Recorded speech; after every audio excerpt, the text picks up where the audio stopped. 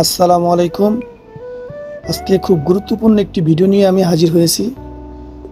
সবাই ভিডিওটি মনোযোগ দিয়ে দেখবেন, বিশেষ করে যারা ইতালিতে বা ইউরোপে থাকেন তাদের জন্য খুবই উপকারী। আজকে একটি ঘটনা শেয়ার করব যেটা সবারই কাজে লাগবে। বিশেষ করে যারা ইতালিতে নতুন আসছেন বা আসবেন বা ইতালিয়ান ভাষা বেশি ভালো পারেন না তাদের জন্য, যারা ট্রেনে যাতায়াত করেন তাদের জন্য খুবই উপকারী। আসুন শুরু করা যাক। আজকে হঠাৎ আমি আমার দোকানে যেতেছি, ক্যারাবিনেরি অফিসের সামনে আমার দোকান। এক বাঙালি ভাই আমাকে বলতেছে, ভাই আমার একটু সাহায্য করেন। তাই আমি বললাম, কি হয়েছে ভাই? তো ভাই আমি কালকে মিলান স্টেশনে গেছি, তো পরে যখন আমি বাসায় আসবো, তো স্টেশনে যে বুথ থাকে না, টিকিট কাটার যে মেশিন, এই যে মেশিনগুলো দেখতেছেন, এই মেশিনে আমি টিকিট কাটতে চেষ্টা করতেছি কিন্তু পারতেছি না। স্টেশনে এরকম অনেক বুথ দেওয়া থাকে, কোনোটায় নগদ টাকা দিয়ে আপনি টিকিট কাটতে পারবেন, কোনোটায় আবার আপনার ব্যাঙ্ক কার্ড ইউজ করে টিকিট কাটতে পারবেন। তো উনি ওনার ব্যাঙ্ক কার্ড দিয়ে টিকিট কাটতে চেষ্টা করতেছে, তো পারতেছে না। তো ওনার পেছন থেকে এক বিদেশি লোক ওনাকে ফলো করছে, দেখতেছে উনি টিকিট কাটতে পারতেছে না। তো ওই লোকটা হইলো একটা চোর বা একটা চক্র।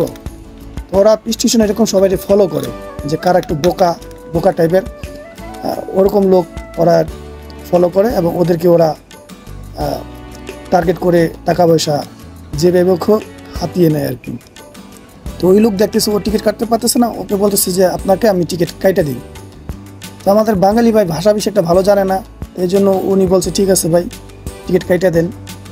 তো উনি বলছে তো ঠিক আছে, তো টিকিট কেটে দেন, আর এদিক দিয়ে ট্রেনও ছেড়ে দিব। তো ওই লোক ওনার সামনে এভাবেই ঠিক মেশিনে আপনার টিকিট কাটতেছে, সব কিছু দেখাইতেছে যে এভাবে আপনি কোথায় যাবেন। উনি বলছে আমি এরকম জায়গায় যাব। তো উনি সব কিছু ওকে দিয়া পরে বলছে ঠিক আছে এখন সব কিছু ওকে, এখন আপনি ব্যাঙ্ক কার্ড দেন। এখানেই সমস্যা, এই ব্যাঙ্ক কার্ড যখন ওনার কাছ থেকে চাইছে, উনি তো ওনাকে সরল মনে ওনার বাঙালি ভাই ওই বিদেশি লোকটারে ব্যাঙ্ক কার্ড দিছে। কিন্তু বিদেশি লোক কী করছে, আগে থেকেই ফলো করছে ও কোন ব্যাঙ্ক কার্ড দিয়ে ট্রাই করতেছে। যখন দেখছে যে ও পোস্ট পে, মানে ইতালিয়ান যে পোস্ট পে, এই যে ব্যাঙ্ক কার্ড সেম এরকম একটা ব্যাঙ্ক কার্ড ও ট্রাই করতেছে, চেষ্টা করতেছে। ওই লোকটা হলো একটা চক্র, ও কী করছে সেম হুবহুব ওই কোম্পানির পোস্ট পে ব্যাঙ্ক কার্ড ওর হাতে আগেই ছিল নকল। যখন নাকি বাংলাদেশি ভাই ওরে ব্যাঙ্ক কার্ড দিছে, দেওয়ার পর ওই লোক কী করছে, ও নকল ব্যাঙ্ক কার্ডটা চেঞ্জ করে ফেলাইছে, চেঞ্জ করে ওই নকলটা দিয়ে মেশিনে ট্রাই করতেছে, আর আসলটা ওই চান্সে পকেটে ঢুকে ফেলাইছে। তো বাঙালি ভাই তারা তো কিছু খেয়াল করে নাই।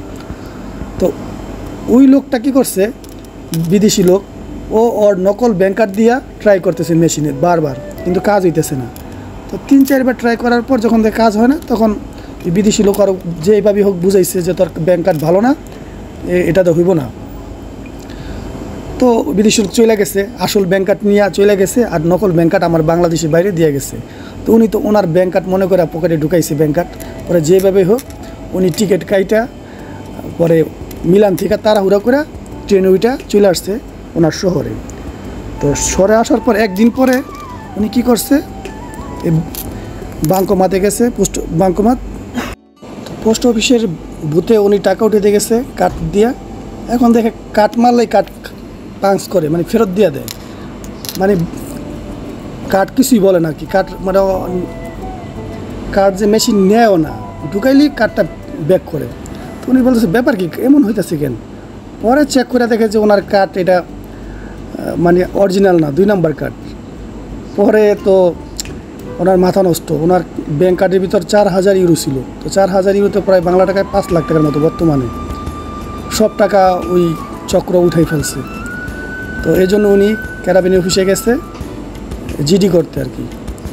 তো আমার ভিডিওটা করার মূল উদ্দেশ্য হইলো, যারা নতুন আসছেন বা নতুন যারা ভাষা পারেন না, বড় বড় ট্রেন স্টেশনে এরকম টিকিট কাইটা দেওয়ার জন্য অনেকে বলে যে ভাই টিকিট কাইটা দিই, হ্যাঁ আমি হেল্প করি, সাহায্য করি। তো ভুলও এই কাজ করবেন না, অন্যকে দিয়ে কখনো আপনি টিকিট কাটাইবেন না। ব্যাঙ্ক কার্ড দিয়ে তো টিকিট কাটাইবেনই না, প্লাস আপনি যদি না পারেন তাহলে আপনি কাউন্টারে গিয়ে একটু দেরি হইলো টিকিট আসতে ধীরে টিকিট কাটবেন, তাহলে আপনি এইভাবে প্রতারিত হবেন না। যদিও অনেক সময় তাড়াহুড়া করার কারণে আমরা এই ভুলগুলো করে থাকি। তো সবাই সতর্ক থাকবেন, কোনো অপরিচিত লোক দিয়ে বা বিদেশি কোনো লোক দিয়ে আপনি টিকিট কাটাবেন না। আপনার টিকিট যদি আপনি নিজে মেশিন থেকে কাটতে পারেন তাহলে খুব ভালো, আর যদি না পারেন তাহলে আপনার কাউন্টারে গিয়ে একটু সময় নিয়ে টিকিট কাটবেন। ধীরে সুস্থে সুন্দরভাবে আপনি আপনার বাসায় চলে আসবেন, আপনার কোনো সমস্যা হবে না। আর যদি আপনি এভাবে তাড়াহুড়ো করতে যান বা বিদেশি অন্য কাউকে দিয়ে এরকম টিকিট কাটাইতে চান, তাহলে হয়তো আপনি এরকম প্রতারণার শিকার হতে পারেন, আপনার বড় ধরনের ক্ষতি হতে পারে। টাকা পয়সা চলে গেলে এই টাকার পাওয়াটা সম্ভব না। হ্যাঁ, এইটাই আমার ভিডিও করার মূল উদ্দেশ্য ছিল। তো সবাই ভালো থাকবেন, ভিডিওটা অবশ্যই শেয়ার করবেন যাতে সবাই জানতে পারে এবং সতর্ক হতে পারে। আজকের মতো এই পর্যন্তই, আল্লাহ হাফিজ।